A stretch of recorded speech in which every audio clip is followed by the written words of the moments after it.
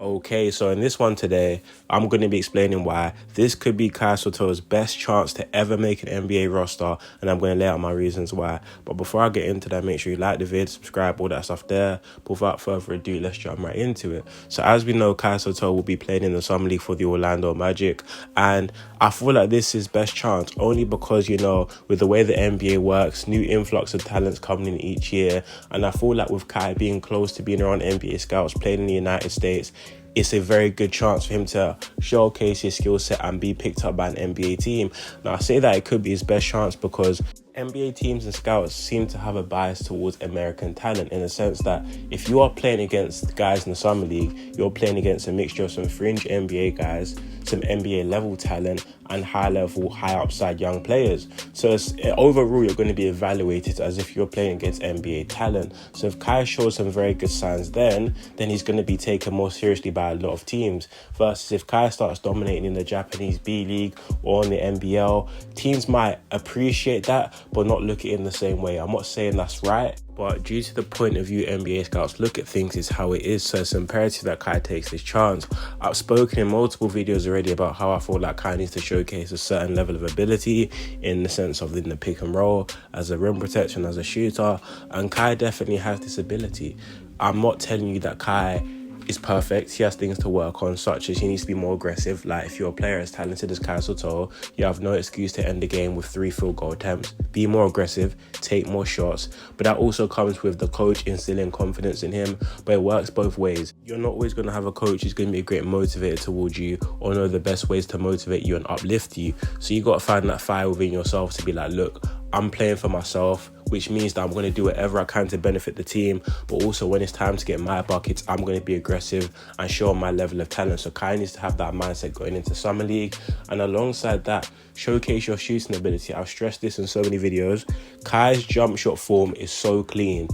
You can't name me any guys or many guys in the league with Kai's height, so from like 7 feet to like 7'5", that have the jump shot form that Kai has, because Kai's jump shot is really smooth, and the overall ability to hit an outside shot, you know, I'm not talking about Victor Wembanyama, he's an exception obviously, but I feel like with the mechanics in his shot, it's almost a criminal offense that Kai is not taking a lot of 3-point shots, and it's something that he needs to iron out and showcase that he can be a reliable 3-point floor spacer at the 5 position in today's NBA, because that's a thing where a lot of teams are looking for, because you've seen guys in the NBA strictly get paid off their shooting ability. So if Kai adds that to his game, there's no reason for him to not be an NBA rotational player.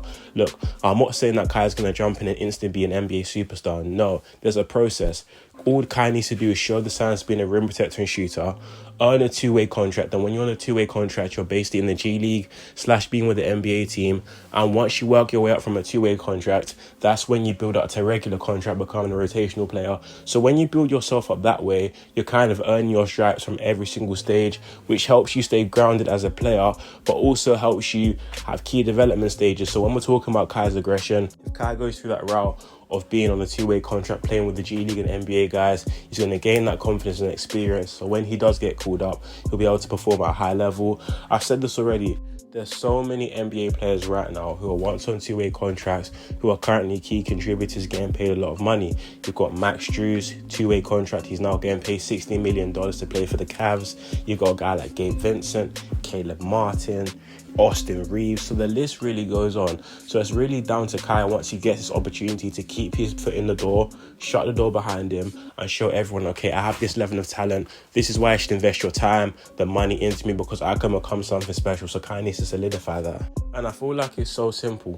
Kai shows this level of talent with the Philippines national team, and that's understandable. You might get fed the ball more, the system might be more suited towards you, which I get, but not every coach is going to play that kind of system. So it's down to Kai to find out within him, when he gets the ball, make the most of it, be more aggressive, be in the post when you get the ball down low, or even if you don't get the ball down low, get in position, demand the ball, and if the guys aren't finding you, the coach is going to pick up on it and make them find you down low and showcase your great ability in the post. So Kai needs to definitely take these things upon himself to showcase his own skill set and show exactly why he can be a good center in this league. But like I said, the skill set's there, but it's down to Kai to find that confidence within him to show everyone how good of a player he can be. So with this new opportunity with the Orlando Magic and Summer League, like I said, to summarize, he needs to showcase his shooting ability as a rim protector, to play in the pick and roll, And these things won't go underlooked with NBA teams. He needs to showcase these things. And I'm telling you right now, Kai Sotto will be on the NBA roster next season. This doesn't mean Kai has to average 20 points per game and 12 rebounds. No. Kai can literally show all these levels or all these skill sets and average 7 points and 6 rebounds. If he shows this level of skill, he's going to get picked up, because it's not about the stats.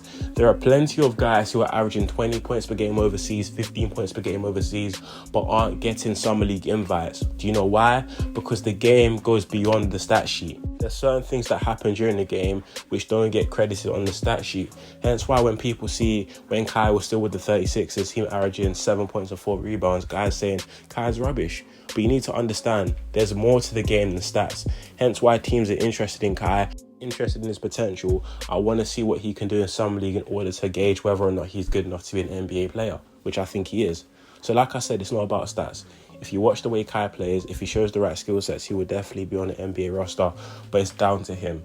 But that's all I got for this video. I feel like this is Kai's best shot. He needs to really just be confident in his ability, showcase what he can do, and show the world that he can be a great center in the NBA. But it's down to him. I hope he does that. I'm going to be rooting for him and also watching Summer League extensively. So expect more Kai Sotto videos on the way. But thank you guys so much for listening to this video. Let me know your opinions in the comment section down below. But that's all I got for this video today. Stay blessed, my people, and I'm out. Peace.